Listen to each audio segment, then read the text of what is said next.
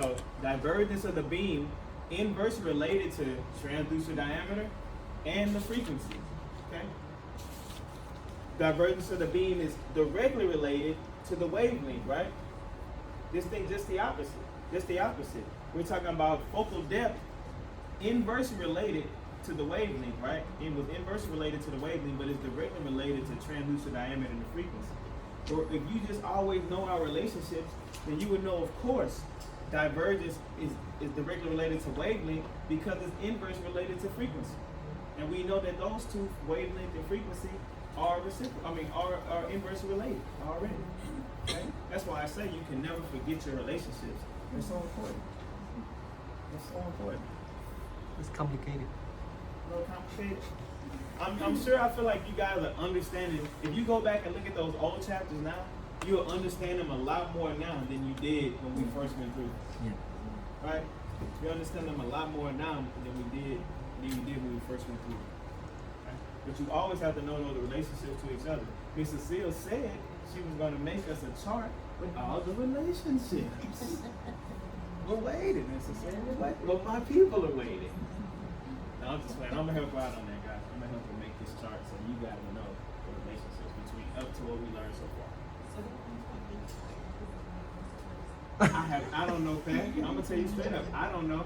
But that's why I don't even want us to get into no math, right? You know, maybe Sophia knows, maybe Miss Cecile knows. You know, if I don't know, I'm gonna tell you straight up, I don't know. But at the same time, I don't need to know. I just need to know how those relationships affect each other. That's all. I'm not gonna ask you to determine how much divergence occurs with this sine angle based on this wavelength or transducer diameter. I'm not gonna ask you that. Okay? The SPI is not gonna ask you that. It says in the textbook. What it's saying there? That you don't have to know. What can I say? Yeah. You don't have to know that or something like that. Formal mathematical The formal equation. mathematical. Yeah, that purple box. Bang. We don't have to learn any math. I'm not gonna teach you what you don't need to know. God, we had 2 more people pass the SPI yesterday. I'm so happy. I'm so happy. I only have 2 more people that need to take. Yeah, physics. I only have 2 more people. It's this class right here, Lauren. That's what you're preparing for to take in the May. Yes, I did teach this class.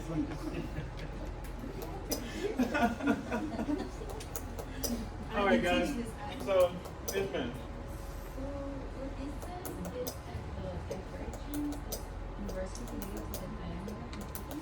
Absolutely. Absolutely. If you remember it just like that, Byron, then you can figure out anything, any question I have for you. Any question I have for you. That's why I say don't try to remember every single detail. If you remember it just like I have it broken down right here, no matter if it's numbers, you know, if I say greater than, less than, you know, you're going to be able to know. If you know those relationships, you're going to be able to, no matter what the problem is, you're going to be able to work it out. Any way I have it. Again, that's why I wanted to have a Kahoot, but then my test, I'm like squeezing 50 questions out of it, you know, because it's so hard to make this test more information than what it is. Okay? So I'm squeezing 50 questions. That's why I didn't want to use it right here. But I'll say you guys will be safe if you do those questions that's in the chapter and in the back of the book. Go.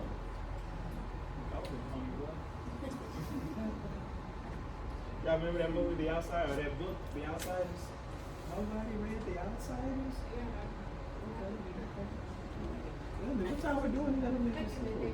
Y'all weren't reading Indian in the Cupboard and stuff like that? No?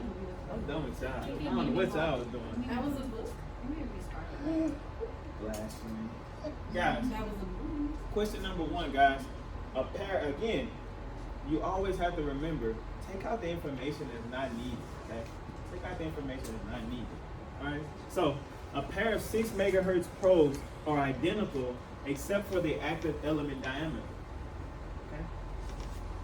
The active element diameters are 6 millimeters and 10 millimeters respectively. Which beam will be more compact or diverge less in the Fraunhofer zone? So real quick, I got you, I didn't even hear the answer. Real quick, how is active element transducer diameter related to beam divergence? Inversely correlated. Inverse related. So how are we going to choose the one that's going to diverge less? Huh? 10. Exactly. We're going to choose the larger size because we want less divergence, so we need to choose the highest by diameter. Okay? So our answer is going to be 10 millimeters, guys. 10 millimeters. Again, it don't matter if I have it in word form, number form. If you know those relationships, it don't matter how it asks you. You're going to know how to figure out these questions. Okay? That's why it's so important to know the relationships. That's why I don't want you to hang on every single word in the book. You know, take what I'm telling you guys and know those facts. You know those facts, because if you know those, you can figure out the rest. Instead of trying to memorize, oh, that image was like this, and that image higher frequency was like this.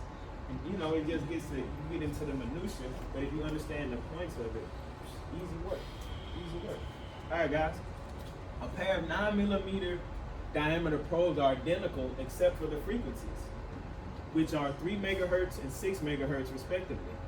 Which sound being spread out or which diverge more in the Fraunhofer zone? Or 3 the Fraunhofer. megahertz. Which one? 3 megahertz. 3 megahertz, guys. But we talking about more divergence, Less. inversely related to beam diameter and transducer frequency. So we need the least frequency. Okay? That's going to be a 3 megahertz transducer. Okay? 3 megahertz transducer.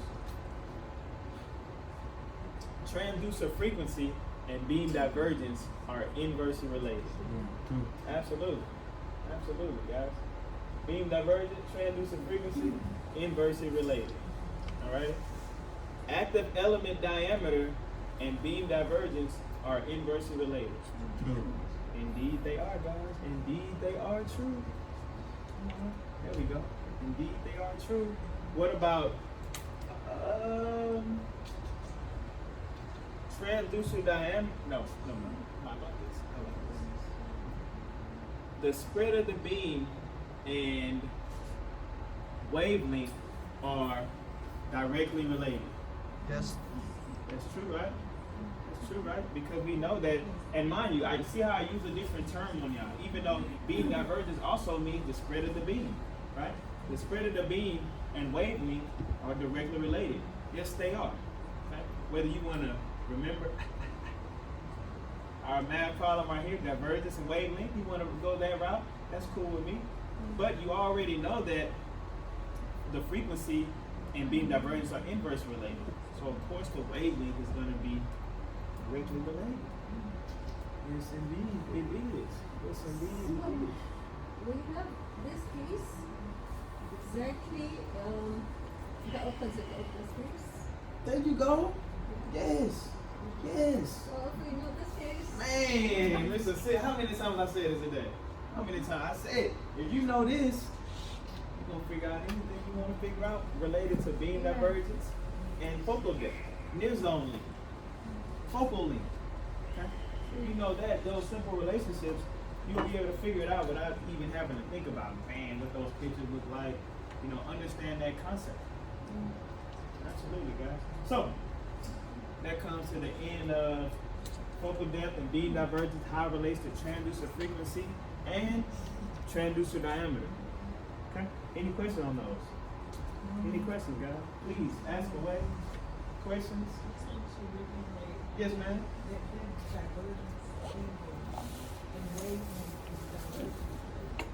I can't hear you, Pat. Absolutely. Okay.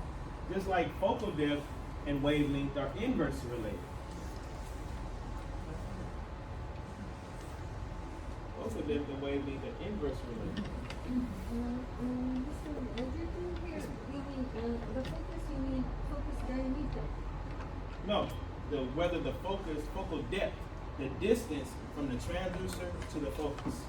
So here is, Beam divergence is just concerning the spread of the beam. so here is distance. Absolutely. Okay, we know the distance from the transducer to this point exactly. But here, how we know where? We're talking about divergence on this side. This is where. But the image still applies. This image is really pretty much the same as this image. Yes, I It's know. the same as I this. mean, Don't draw on there, please. Don't draw on there. We don't Okay. even see the focus because that's not related to the focus. That's being divergent. This is more focal depth is related to the focus. This is related to the spread of the beam. That's why I didn't draw a focus there. That's why I put more divergence and less divergence. yeah, But our focus is still in the same. This image right here is almost the exact same as this image. Our focus is still more shallow on this image. Our focus is still deeper on that image. So the